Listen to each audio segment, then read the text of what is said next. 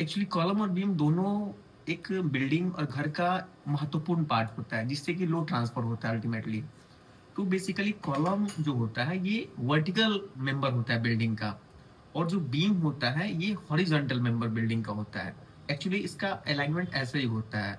जो स्लैब होता है जिस पे लोड आता है उस लोड ट्रांसफर होता है बीम से, और बीम से लोड ट्रांसफर होता है ये कॉलम जिसको हम पिलर्स भी बोलते हैं, और इस पिलर से लोड अल्टीमेटली फुटिंग पे ट्रांसफर होता है। तो बीम और कॉलम दोनों का बहुत इक्वल इंपॉर्टेंस है एक बिल्डिंग को मजबूत बनाने में। तो ये एक्चुअल डिफरेंस होता है बीम और कॉलम का। बस ध्यान रखना है, column is a vertical member, beam is a horizontal member.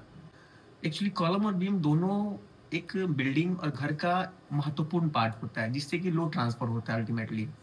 तो बेसिकली कॉलम जो होता है ये वर्टिकल मेंबर होता है बिल्डिंग का, और जो बीम होता है ये हॉरिजॉन्टल मेंबर बिल्डिंग का होता है। एक्चुअली इसका अलाइनमेंट ऐसे ही होता है। जो स्लैब होता है जिस पे लोड आता है उस लोड ट्रांसफर होता है बीम से, और बीम से लोड ट्रांसफर होता है ये कॉलम जिसको हम पिलर्स भी बोलते हैं, और इस पिलर से लोड अल्टीमेटली फुटिंग पे ट्रांसफर होता है। तो बीम और कॉलम दोनों का बहुत इक्वल इंपॉर्टेंस है एक बिल्डिंग को मजबूत बनाने में। तो ये एक्चुअल डिफरेंस होता है बीम और कॉलम का। बस ध्यान रखना है, column is a vertical member, beam is a horizontal member.